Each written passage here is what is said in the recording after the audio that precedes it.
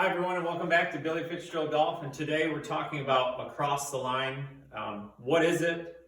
How does it affect you if you are dealing with it, and how can you play it if you don't want to fix it? So, and how do we get there? So there's a few things. The first thing we need to start out with is what is across the line. So, the line they're talking about is our target line here. So our ball and our target, that orange stick would represent the target line. So across the line occurs visually at the top of the swing. Things have already happened to it, which I'll get into in a minute. But things have already made the club go across the line. So when you swing up to the top, okay, and the club gets here and it crosses the line. So if I would put a straight line out on my golf club, it would cross my target line, okay? So that is across the line. There's a few different ways how to get there. The three biggest ones that I see would be, again, we're looking at someone's swing arc. So we're looking at that tilted swing circle, if you can visualize that. Now, when someone gets across the line, the first culprit would be someone that takes the club too far to the inside, okay? Now, if my club goes too far to the inside, it's only going to go this way for so long.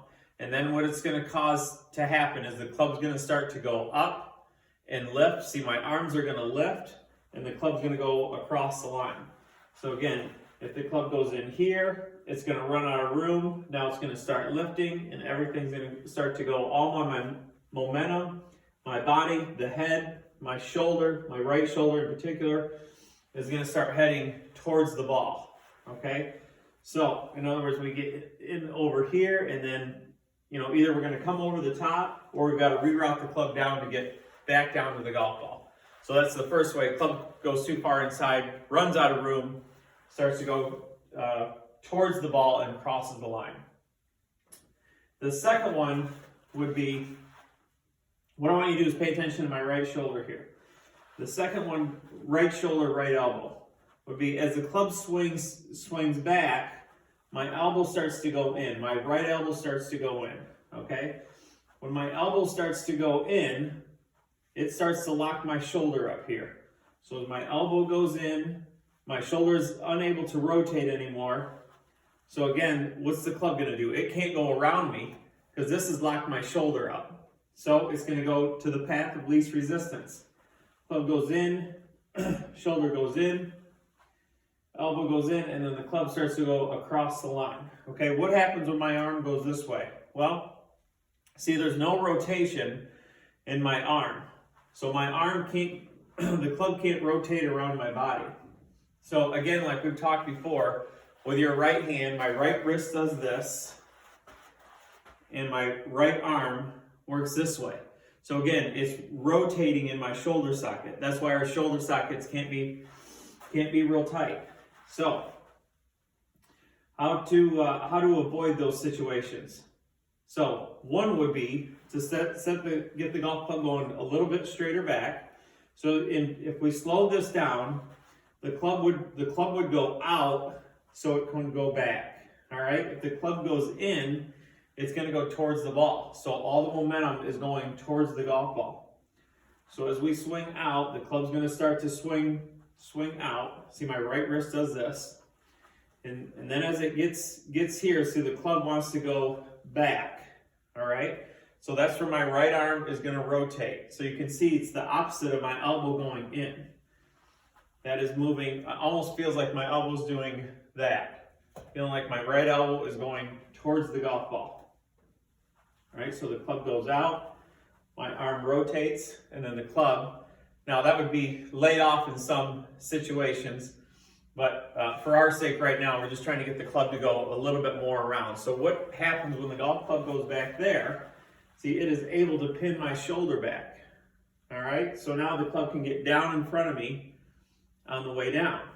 Okay, so club will go out, and then about halfway back, see, it's going to break out into there. Okay, now, what happens with people who do not want to change across the line? Well, I can tell you right now, if you're across the line, you better not get twisty on the way down. But I mean, your shoulders and your hips need to almost pause even more so, especially if you're across the line over here.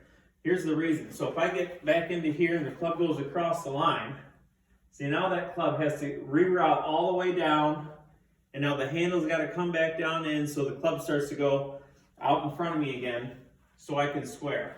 If I get here and go twisty, in other words, my hips and shoulders move, this is what I see a lot. See, the handle's going to move back. Now I've got to catch up the face with my hands, and it depends a lot on timing. So again, we're trying to feel like the club's going to go out towards my hands before it breaks away. See, now when I work down, the club doesn't have to reroute so much on the way down. So it looks something like this. Again, get in here, get into my practice swing. So you'll also see that when this rotates, see my shoulder can move back as well. See, the one thing that I need to make sure of is that when I go back, is that my shoulders, I can feel my shoulder blades almost come together this way on the way back. When my right shoulder freezes, again, this locks, the club's gonna go to the path of least resistance. So we're looking at where the path of the club is. So my hand's doing this, right arm's doing this, so my shoulder can work. If my shoulder stops, the club's gonna go across the line. So the club gets back over here with my wrist. See, it doesn't go inside too much. It goes out in here with my wrist.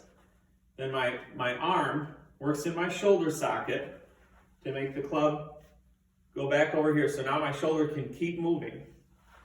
So back, there. Okay, so just in slow motion, just so we can see that. I'm gonna go back, and there you can see my shoulder work now.